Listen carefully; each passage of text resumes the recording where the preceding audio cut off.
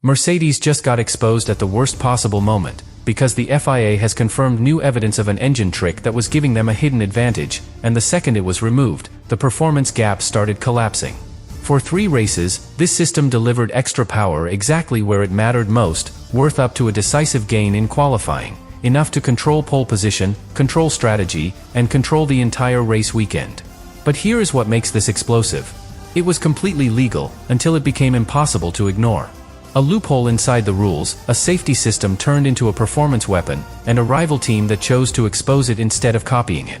Now the FIA has stepped in, both layers of advantage are being shut down, and Mercedes is losing performance at the exact moment their rivals are closing in. And the most dangerous part? This might be the turning point of the entire championship. It all started in a place almost no one pays attention to, the final seconds of a qualifying lap. Because at first, nothing looked suspicious. Mercedes was fast, Antonelli was delivering, and everything pointed to a team simply operating at a higher level. But then a pattern began to emerge. Not in one race. Not in one lap. Every single time. The advantage was always appearing in the exact same place, the final straight, just before the finish line. And in Formula 1, when performance shows up in the same corner, in the same phase, over and over again, it is not luck. It is engineered. Now imagine this like a runner in a sprint. Everyone else begins to slow down slightly as they approach the finish, energy fading, momentum dropping. But one runner somehow keeps full speed just a little longer. That tiny difference is enough to win. That is exactly what Mercedes was doing. Because while every other car on the grid was starting to lose electric power at the end of the lap, their system kept delivering maximum output. And that raised questions. Quietly at first. Because teams do not react immediately. They observe. They compare. They analyze. And what they discovered was this. The MGUK, the electric system responsible for a huge portion of the car's power, is designed to reduce its output gradually when the battery runs low. It is a safety rule. A controlled drop. Something every team has to follow. But Mercedes found a way to delay that drop. Not by breaking the rule. By stepping around it. They used an emergency shutdown system, something designed to protect the engine in case of failure, and turned it into a performance tool. At the perfect moment, just before crossing the finish line, they activated it. That allowed the car to keep full power for a few extra seconds, instead of reducing it step by step. And those extra seconds? Were everything. More speed on the straight. More time gained. Better grid positions. And here is the detail that made it so effective. There was no real penalty in qualifying. Yes, the system shuts down for around a minute after activation. But that minute happens during the slow lap back to the pits. So in reality, there was no loss. Only gain. And that is why it worked so well. That is why it remained hidden. And that is why, across 3 races, it created a gap that looked completely natural, but was anything but. Australia. China. Japan. The same pattern. The same advantage. Again and again. But here is where everything started to change. Because what looks perfect in data, does not always behave the same way on track. And the moment it didn't, that is when the entire situation began to unravel. And this is where everything stopped looking like genius, and started looking like a problem. Because during Japan, something happened that no one inside the paddock could ignore. Kimi Antonelli was pushing through one of the fastest sections of the circuit, fully committed, high speed, no margin for error, and suddenly, the power disappeared. Not gradually. Not predictably. Instantly. At almost the same time, another car came to a complete stop on track. And that is when the pattern became impossible to deny. Because this was not a coincidence. This was the consequence of the same system being used to gain performance. The MGUK had been switched off, exactly as planned, but now it was happening in a situation where losing power was not just inconvenient. It was dangerous. Now imagine that moment. You are entering a high-speed sequence, expecting full power, full response, and suddenly, the car behaves differently. Less acceleration. Less stability. Less control. That is not just a technical detail. That is a safety risk. And in Formula 1, the moment something becomes a safety risk, everything changes. Because up until that point, this was seen as clever engineering. A smart interpretation of the rules. But now, it crossed a different line. Not a legal one. A safety one. And that is when the other team stopped watching quietly, and started reacting. Ferrari had already seen the pattern from the very beginning. They understood exactly what was happening. They knew how it worked. But instead of copying it, they made a different decision. They went directly to the FIA. Not to accuse. Not to protest. but to raise a concern. A safety concern. And that detail is critical. Because at that moment, the system was still legal. There was no rule being broken. But once safety is involved, legality is no longer enough. The FIA had to act. An investigation began. Data was analyzed. The pattern was confirmed. And what had been hidden inside telemetry became impossible to ignore. Then came the decision. Immediate. Clear. A technical directive. The loophole was closed. The emergency shutdown could no longer be used in that way. And just like that, one of the most effective advantages of the season disappeared overnight. But here is where the situation becomes even more serious.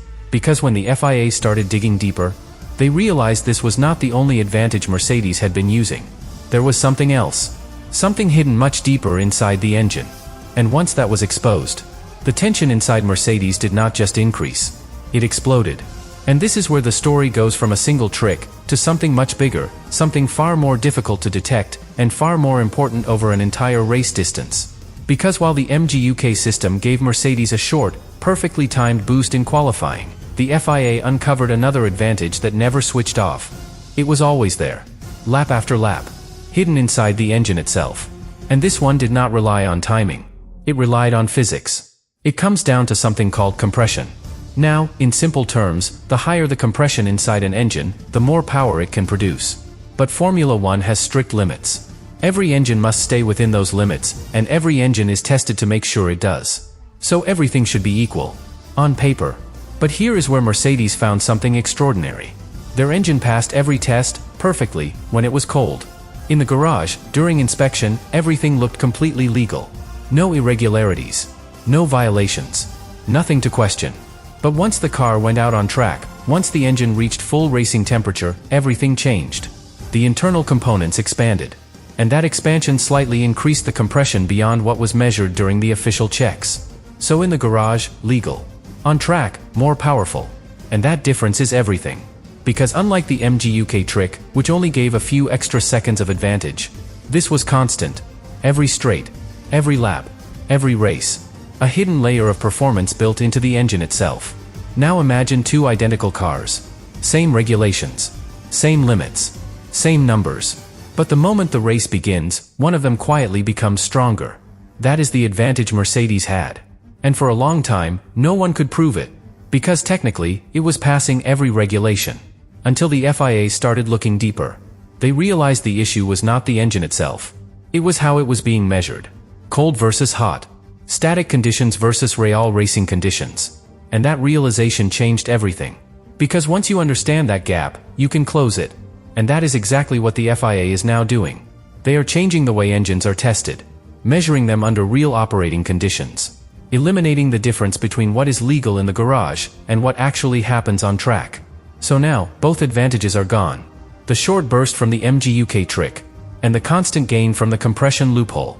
And this is where the real impact begins. Because when you remove two layers of performance at the same time, you do not just slow a team down.